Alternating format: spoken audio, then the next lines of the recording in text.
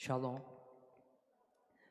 Eu gosto dessa informalidade do culto dos jovens.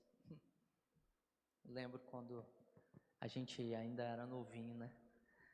Mas com reverência e respeito, né? Mas no culto de domingo, essa pausa, né, ficou meio assim. Quem já pôde sentir a presença de Deus? Aleluia, aleluia. Deus é muito bom e eu quero agradecer ao pastor Filipinho pela confiança e agradecer a Deus. E é muita responsabilidade a gente poder vir aqui, independente se é um culto de adolescente, um culto infantil, um culto de jovem, um culto de domingo, você ser uma ferramenta em Deus para poder conversar sobre a palavra, falar sobre Ele e ser usado. Então que nessa noite eu possa ser um vaso, ser um instrumento aqui na mão de Deus para trazer o que Ele colocou no meu coração e, e que possa haver transformação nas nossas vidas, né? Eu quero encarecidamente pedir para a galera, depois que tomar água, a gente puder ficar mais juntinho aqui, que eu creio que essa palavra veio do céu para falar conosco, tá bom? Então quem puder vir aqui nesse montinho aqui, e um dia se vocês estiverem para cá, vocês vão entender o que eu estou falando. Às vezes a gente fica um ali, é melhor estar todo mundo juntinho. Sem mais delongas, hoje Deus é muito bom e o mesmo Espírito que está em mim, está no Diego, está em vocês. E as canções hoje falaram muito de água, né? E a gente vai seguir nesse caminho e vamos falar um pouco mais de água, tá? E eu dei um nome na palavra de a melhor água. Nós vamos caminhar e fazer um paralelo entre dois textos, que é Ezequiel 47 e João 4. Então, primeiramente, o primeiro texto básico que a gente vai conversar um pouco, Antigo Testamento, Ezequiel 47, 1, se puder colocar para mim, por gentileza. E nós vamos ler até o 12, uma leiturinha um pouco mais extensa, mas aí a gente vai ler com bastante calma, e vai ser esses dois textos, depois a gente vai conversar um pouco, tá bom? Depois disso, me fez voltar à porta da casa, e eis que saíam águas por debaixo do umbral da casa para o oriente, porque a face da casa dava para o oriente, e as águas desciam de debaixo, desde o lado direito da casa ao sul do altar. Pode passar. E ele me fez sair pelo caminho da porta do norte, e me fez dar uma volta pelo caminho de fora, até a porta do exterior, pelo caminho que dá para o oriente, e eis que corriam as águas do lado direito. E saiu aquele homem para o oriente, e tendo na mão um cordel de medir, e mediu 1000 côvados, e me fez passar pelas águas. As águas me davam pelos tornozelos, fala tornozelos. É isso. E mediu mais 1000 côvados, e me fez passar pelas águas, e as águas que me davam pelos joelhos, digam joelhos. E outra vez mediu 1000, e me fez passar pelas águas, e as águas davam pelos lombos, falam lombos. E mediu mais 1000, e era um rio, que eu não podia atravessar, porque as águas eram profundas, e as águas que se deviam passar a nado, rio pelo qual não podia passar. Pode ir. E disse-me: visto isso, filho do homem? Então levou-me e me fez voltar para a margem do rio. Vamos até o 6. Vamos até o 6. Essa primeira água aqui, ou esse primeiro estado, vou falar o contexto histórico, ele é Antigo Testamento, é uma visão de Ezequiel, né, do templo, onde o povo de Deus estava afastado dele. Eu não quero entrar propriamente dito no texto em si, mas sim uma aplicação profética. Essas águas, muitos teólogos dizem que já estava apontando para Jesus. E no decorrer do capítulo a gente vai entender que aonde essas águas passavam e elas iam em direção ao Mar Morto, tudo ia florescendo, tudo ia trazendo vida. Isso remete à aparição de Cristo, logo mais, né, trazendo essa restauração. Então, existem aqui, eu consigo trazer algumas observações ou insights desse capítulo, depois vocês podem deleitar sobre isso com um pouco mais de calma. Ezequiel é levado para uma visão do templo restaurado, do templo jorra um rio, né, que cresce a cada etapa. Esse rio ocorre em direção ao deserto e ao Mar Morto, onde passa tudo vive, ok? O que mais que a gente pode trazer desse texto para nós? O que a Bíblia está querendo nos dizer além do óbvio? Que existem níveis aqui, níveis de entrega, ou níveis de profundidade, ou níveis maiores. Então, cada vez que esse cara ia entrando, ele ia tornozelo, joelho, ia profundamente até que ele mergulhou, ele imergiu. Ponto. Eu acho que a gente consegue parar um pouquinho aqui. Agora vamos para o outro texto, que está em João 4:10. É um texto muito conhecido, que é da mulher samaritana, onde a gente fala de água também. Jesus respondeu e disse-lhe: se tu conheceras o dom de Deus e quem é que te diz, dai-me de beber, tu lhe pedirias e ele lhe daria águas vivas. Pode passar. Disse-lhe a mulher: Senhor, tu não tens como atirar, o poço é fundo, onde pois tem águas vivas? Pode ir. És tu maior do que o nosso pai Jacó, que nos deu esse poço, bebendo ele próprio dele, e os seus filhos, e o seu gado? Jesus respondeu e disse-lhe: qualquer que beber dessas águas, tornará a ter sede, remetendo ao poço, né?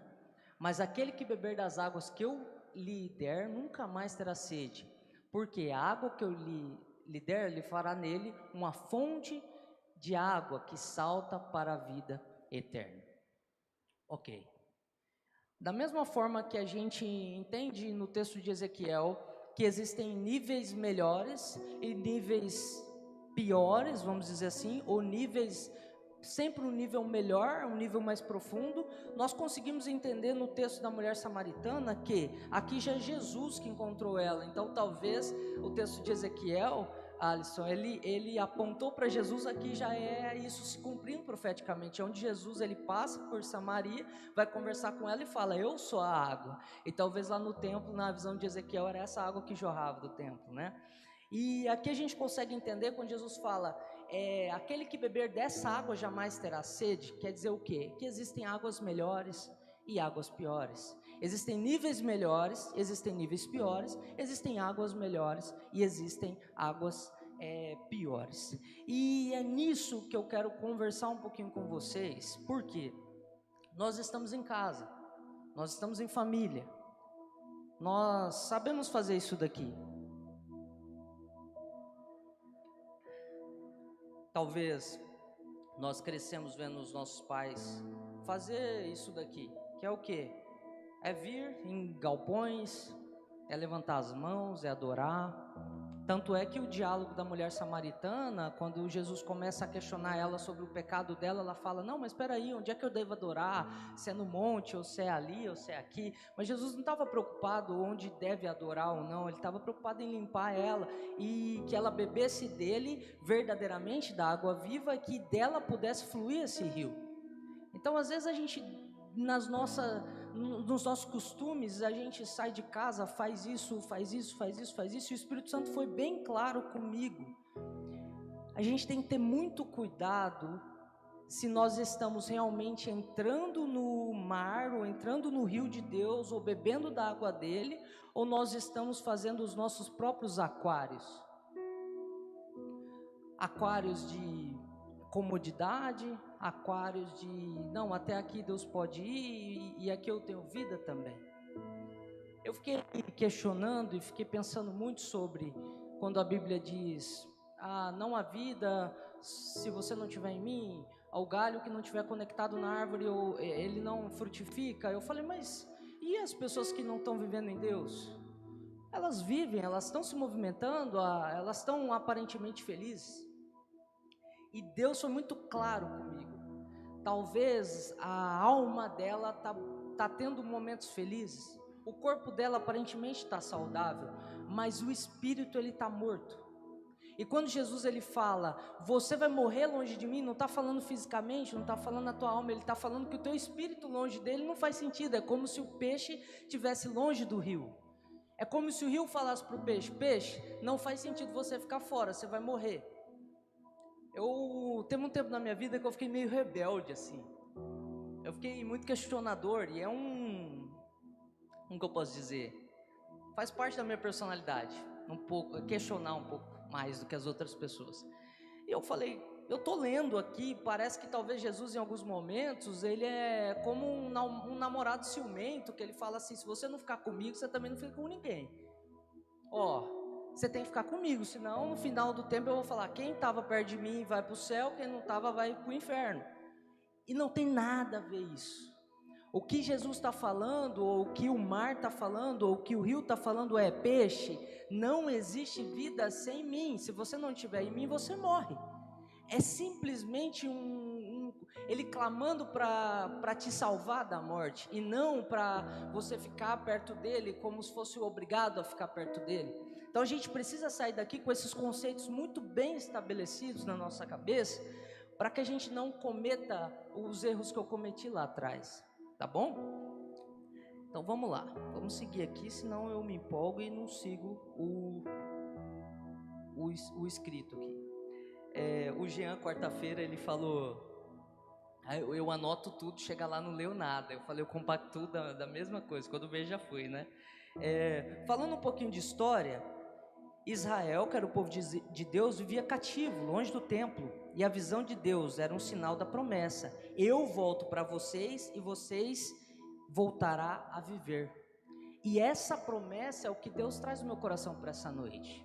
E aqui eu não estou falando de pessoas que talvez estão em pecado, mergulhado nas suas mazelas, ou até mesmo nunca conheceu Jesus, mas às vezes nós olharmos para dentro de nós e pensar, será que eu realmente estou mergulhando no rio verdadeiro, ou bebendo da água verdadeira, ou eu criei um aquário de comodidade, eu venho para esse barracão e eu acho que isso aqui é a água viva, e na verdade não é. É uma água que sacia minha sede, mas eu preciso do outro culto para que eu abasteça, e eu preciso do outro culto para que eu abasteça, e o outro culto, e eu sempre estou vazando, né? Essa água sempre está saindo de mim, porque não é água verdadeira, é algum aquário que você construiu, e você precisa, igual a mulher samaritana, ir todo dia no poço buscar água meio-dia.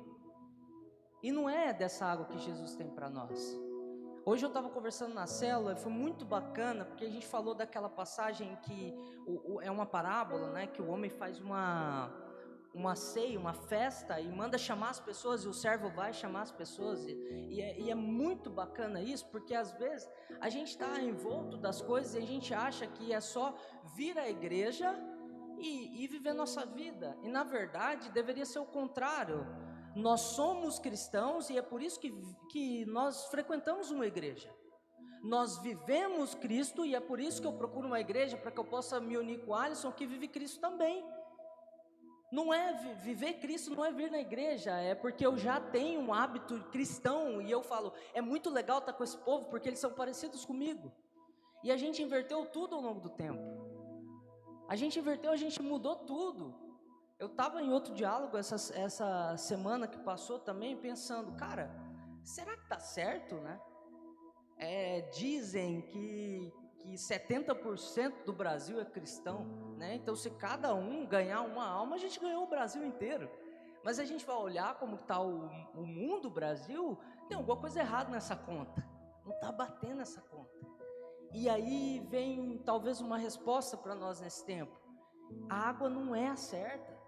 A gente está bebendo de água errada, a gente está mergulhando em aquários, em vez de mergulhar na presença de Deus, do Cristo verdadeiro, porque lá vai ter a água transformadora, lá vai haver metanoia. O que é metanoia? Uma mudança de entendimento, que gera uma mudança de hábito, que gera uma mudança de tudo.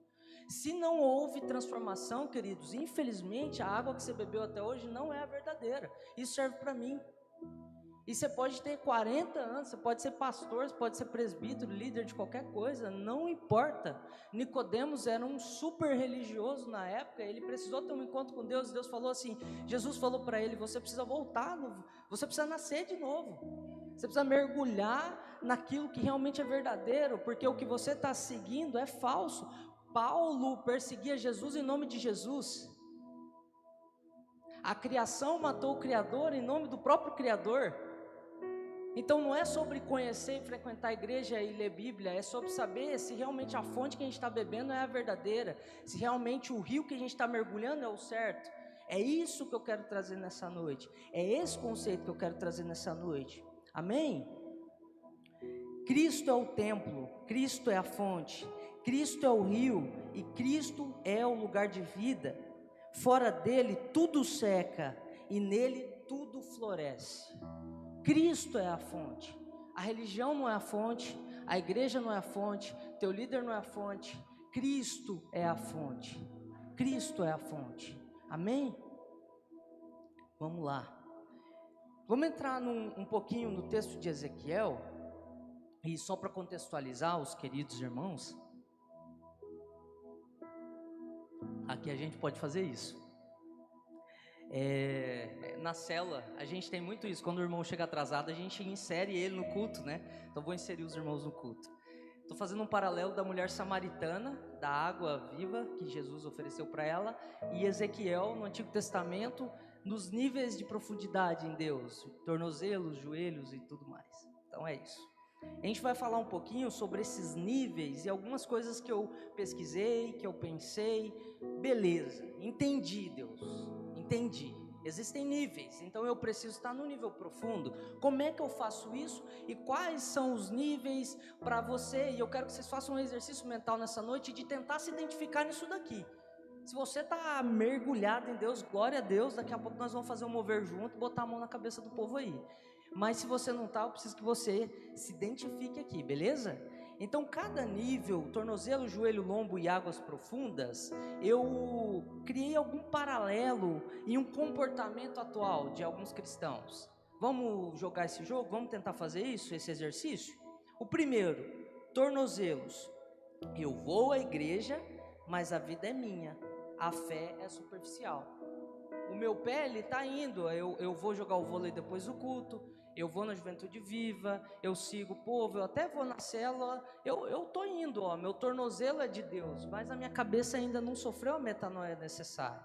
Meu corpo é de Deus, mas as minhas mãos não. Meu tornozelo é de Deus, mas meus olhos não agradam a Ele. Meu tornozelo é de Deus, mas minha boca, em vez de criar novas realidades proféticas, eu só falo maldição, eu só reclamo de tudo. Meu tornozelo é de Deus, eu até vou, mas não aconteceu transformação nenhuma na minha vida. Então esse é o primeiro nível, que é onde ele botou o pé. Será que estamos nesse nível? O segundo nível são os joelhos. Ah, mas eu sou joelho, eu estou melhor que o tornozelo. É perigoso acontecer isso, né? O cara, não, eu entrei joelho. Ah, mas só os caras aí, tudo tornozelo ainda. Pelo amor de Deus, gente. Vamos lá, isso aqui é tudo do capiroto, isso aqui, ó. Joelho. Eu oro, eu até me ajoelho. Eu vim até no 40 dias, eu vim 2 dias na oração, 5 da manhã. Olha isso. Eu tô entrando, eu tô aí, eu tô jogando o jogo. Eu oro, mas eu escolho as minhas vontades. É uma fé de emergência. Quando a coisa aperta, joelho. Eu vou, eu ajoelho, eu tô aqui, ó.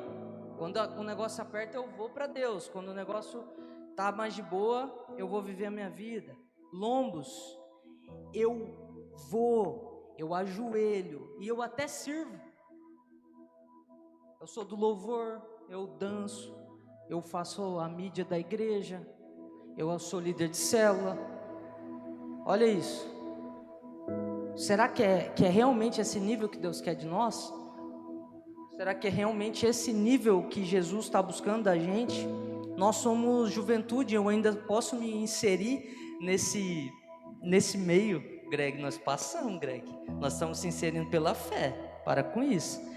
Então nós somos juventude. Então o Espírito Santo procura essa geração para mudar esse tempo. A galera que já passou, já passou. está com outras prioridades, está treinando seus próprios filhos, a coisa andou. Então são vocês que vão sofrer essa metanoia e falar, não, peraí, eu preciso mergulhar cada vez mais, optar mergulhar cada vez mais em Deus, tá? Então não é só ir, não é só ajoelhar, não é só carregar nos ombros. A mulher samaritana pegava o cântaro dela, todo dia lá ia lá buscar água, mas não saciava. O que adianta? Você conhece alguém que até é do ministério, mas parece que ele não sacia? Parece que ele está todo dia vazio, todo dia precisando buscar água, todo dia precisando frequentar um galpão, para que esse galpão possa sanar a necessidade emocional da alma dele. Mas isso não é água viva. O que ele bebe é só uma emoção, é só, sei lá, onde ele está mergulhado é um aquário para sanar suas próprias emoções, e não o rio de Deus. E o quarto, que é onde a gente deve chegar, e em nome de Jesus nessa noite a gente vai conseguir fazer isso, porque esse rio está aqui. Águas profundas. Fala por irmão que está do teu lado, eu prometo que é a última vez que eu faço isso. Águas profundas. O que significa águas profundas? Rendição total. Aqui pega eu, pega você, pega o pastor Felipinho, pega o Diego. Não sei se pega o Diego é meio conectado lá em cima, né? Vai que não pega, né, Diego? Tô brincando. Diego, quando tinha barbão, não sei se vocês pegaram essa época, cabelão, ele era Jesus, cara. Tem até um teatro aí que ele fez, que é o Jesus purinho. Águas profundas, rendição. Eu vou trazer várias conexões com a célula, várias conexões com o que a gente está vivendo, porque a gente fala o que a gente está cheio. A gente fala o que a gente está vivendo, a gente fala as experiências que a gente está tendo. E eu vou descansar um pouquinho nesse quarto para a gente pensar um pouco sobre isso. Não sei se a Duda lembra de uma célula lá em casa, que a gente conversando, a gente falou assim, nós precisamos pedir para o Espírito Santo para nos fortalecer contra os nossos impulsos, os nossos pecados e tudo mais. E aí, conversando e o Espírito Santo agindo, a gente chegou à conclusão que talvez não é isso, porque quando você imerge no oceano, já não existe mais você, ele vive em você, e se ele vive em você, você frutifica por ele, e não existe mais pecado, porque você está imergido. Berlim, então por que eu sou cristão e peco? Porque você não entrou o suficiente, porque eu não entrei o suficiente. O nosso papel não é lutar contra pecado, o nosso papel é entrar mais em Jesus Cristo. Hoje nós estávamos conversando e eu falei assim, na nossa célula vai um lutador, né, que é o Natan. E eu falei, Natan, quando você está lutando contra o teu adversário no ringue, para onde você está olhando? Para ele. Se eu for sair na mão com o Greg, eu sou um maluco, e outra, eu preciso olhar para o Greg. Então o tempo inteiro eu estou olhando para o Greg, eu estou lutando contra o Greg. Que tempo que eu estou tendo para olhar para Cristo? Se eu só olho para o meu pecado? Se eu só me preocupo se eu vou ver pornografia ou não, que tempo que eu estou tendo para frutificar em Deus? Se eu só presto atenção se eu vou ficar com um, ficar com outro, que tempo que eu estou tendo para frutificar em Deus? Então o ponto e a preocupação do cristão, em vez de lutar contra o pecado, é entrar mais em Cristo, e cada vez que você entra, menos de você aparece. Cada vez que você entra, você morre para você, e Cristo começa a viver em você, e esse oceano frutifica aquilo que você precisa frutificar. Vou contar um testemunho pessoal. Quando eu voltei para Deus, de 10 palavras, 9 ela era palavrão. Só falava palavrão. Era um idioma meu próprio. E a Bia ficava muito brava, muito chateada comigo, né? Falava, poxa, tem um jeito melhor e tal de falar. Sinceramente, eu não lembro de ter feito nenhum tipo de coisa para parar de falar palavrão. Eu não falei, vou fazer um voto aqui com Deus. Deus, assim como o Senhor fez com Isaías, coloca uma brasa na minha língua aqui para que eu possa parar de falar essas coisas. Não, eu foquei em Deus e o palavrão saiu sozinho. Eu comecei a profetizar na minha vida, eu comecei a falar, criar novas realidades na vida de outra pessoa, e não sobrou espaço para falar essas coisas. Se eu ficasse lutando para parar de falar palavrão, eu coloquei a lupa no palavrão e ia ficar desse tamanho, até hoje eu ia estar falando. Talvez não é a nossa intenção de poder falar, talvez é a forma que a gente está tentando lutar contra isso. Vocês conseguem entender isso? A nossa função é entrar mais em Deus, é imergir na água real, no oceano real, sair dos nossos baldes, dos nossos aquários e entrar mais em Deus e beber dele. E aqui eu coloquei duas afirmações. Não existe crente meio molhado. Ou você está em Cristo, ou está em algum aquário que aparentemente tem vida, mas é artificial. E o segundo é: peixe não foi feito para balde, crente não foi feito para estar longe das águas vivas. E o apelo que eu tenho para essa noite, para a gente caminhar já para o finalzinho, é: mergulhe. Em nenhum momento aqui foi falado, entra aí pela metade que já é o suficiente. Em algum lugar na Bíblia, eu não vou lembrar o texto agora, é falado que é melhor que você seja frio do que morno, porque o morno você será vomitado da boca de Deus. Isso é muito forte. Então vamos trazer para esse contexto que a gente está conversando um pouquinho. É melhor que você nem entre na água. É melhor que você nem comece a beber. Se não for para mergulhar, nem começa. Se não for para beber da água viva, nem bebe. É melhor que você não faça isso se não for para fazer de verdade. Nem entra. É isso que a Bíblia está querendo dizer. E o apelo que a gente precisa analisar a nossa vida e precisa pedir para o Espírito Santo nessa noite fazer é o seguinte: Senhor, coloca fome e coloca algo quase que desesperador por sua presença.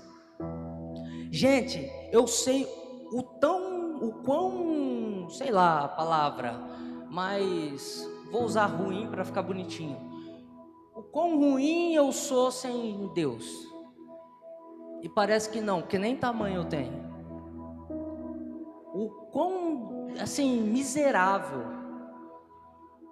Cada vez que eu penso que eu posso viver longe desse rio, as coisas piores acontecem. E cada vez que eu entro mais nesse rio, a minha vida começa a ficar em paz, a minha alma começa a ficar em paz, meu espírito fica em paz, as coisas começam a organizar dentro da minha casa, dentro da minha vida. Não existe outro caminho. Não existe outro caminho. Que área da sua vida está fora da água?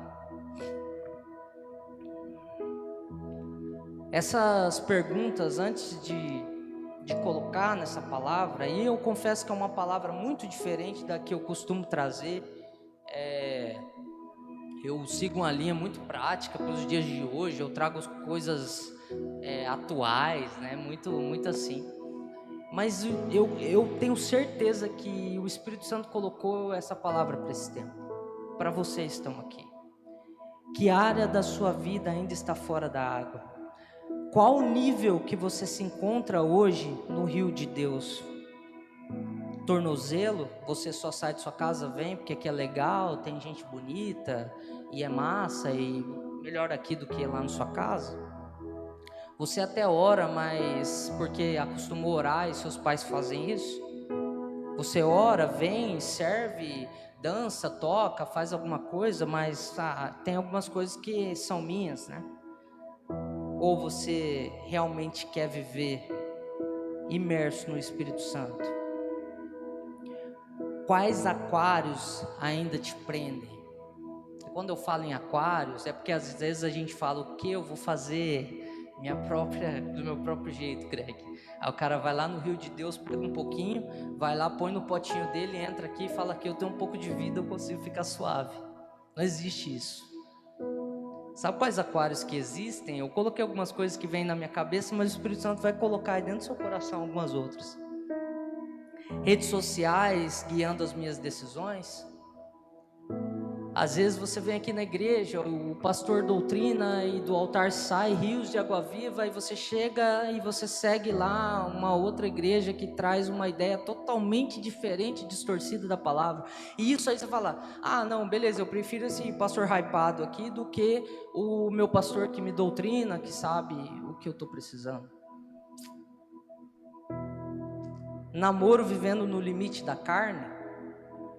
Eu até vou na igreja, eu tenho minha vida lá em Deus, mas eu prefiro ficar no meu baldinho aqui, porque isso aqui eu não estou disposto a abrir mão ainda. Ansiedade de aprovação e performance. Eu preciso trabalhar, eu preciso ser alguém, eu preciso casar, eu preciso. Igual a galera que negou o convite de Deus, né? Eles falaram, eu tô vendendo aqui um boi, eu tô comprando terreno, eu tô casando, não vou precisar, não vou ir, depois eu vou. Comparações que ferem a sua identidade.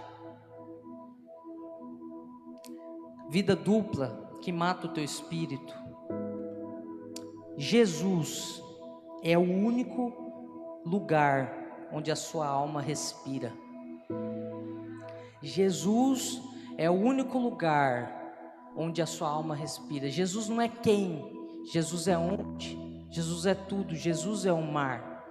Se você quer respirar, é nele. Se você quer realmente não precisar buscar prazeres momentâneos, não precisar buscar outras coisas para sanar suas necessidades, Jesus é o único lugar onde a nossa alma respira. E o oceano de Deus está nos chamando nessa noite a deixar o antigo eu, o antigo você morrer de uma vez por todas e viver nele de verdade. O apelo que o Espírito Santo tem trazido no meu coração é que não existe mais tempo da gente ficar meio molhado, como eu coloquei aqui de uma maneira cômica, né? Ou um dia eu estou no oceano de Deus, outro dia eu estou nos meus baldinhos, porque eu acho que é assim que deve viver. Ou eu acho que ir na igreja é legal, e aí eu sou cristão na igreja e depois eu vou viver o mundo. Não, eu vou falar de novo. Você foi remido e comprado pelo sangue de Jesus, e é por isso que você vem à igreja. Você já é cristão, e o fato de vir na igreja é só um hábito, porque você gosta de estar em comunhão, e Deus disse, onde tiver 2 ou 3 ali eu estaria, mas no teu quarto, no secreto, Ele fala com você. A segunda-feira, ela não é menos importante do que o domingo. Nós devemos ser cristão. Eu vou dar um exemplo prático, que hoje uma pessoa trouxe na célula também. Existem 2 pessoas que elas malham e elas têm o mesmo biotipo e elas não tomam suco. Essas pessoas, uma está bem forte em 1 ano de academia e a outra ainda não conseguiu chegar num físico ideal. E aí começaram a observar qual que é o motivo que essas pessoas não conseguiram ter o mesmo resultado físico. E aí começaram a perceber que uma frequentava academia, fazia os exercícios certinho, Greg. O instrutor passava ali, bonitinho para as 2. Ia para casa e seguia a vida. E a outra vivia a academia. Saía da academia, montava a marmitinha, comia do jeitinho que fazer, tudo certinho em 3 horas. A pessoa era uma máquina. E o resultado dessa pessoa foi extremamente maior do que a outra que só ia na academia. E aqui na igreja a mesma coisa. A mesma coisa. Você vê pessoas, e eu tenho muita gente aqui que eu admiro, que eu me espelho, e não é sobre o fato do tanto que ela vem na igreja, mas o fato do tanto que ela mergulha em Deus fora da igreja. É a vida cristã fora da igreja. Eu não estou pregando contra a igreja. Esse lugar, ele é a instituição mais necessária nesse tempo. Precisa existir igreja, precisa existir família. E é por esse motivo que o inimigo ataca tanto essas 2 instituições, a igreja e a família. Tem que existir. Mas isso, ele pode surtir um efeito contrário, porque a pessoa acha que ser cristão é vir à igreja. E não tem nada a ver uma coisa com a outra. Jesus veio e nos dá uma novidade de vida, um lifestyle, um estilo de vida diferente.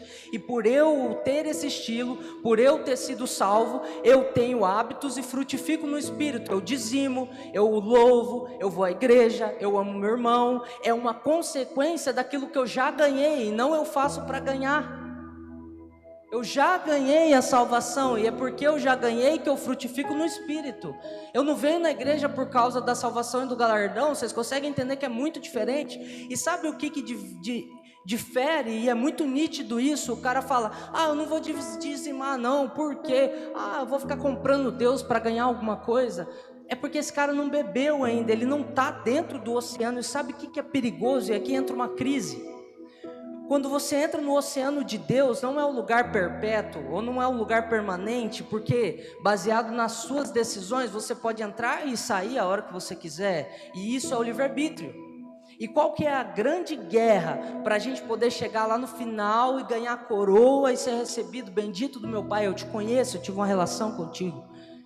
É você permanecer o máximo possível imergido no rio de Deus. Esse é o desafio. Esse é o desafio.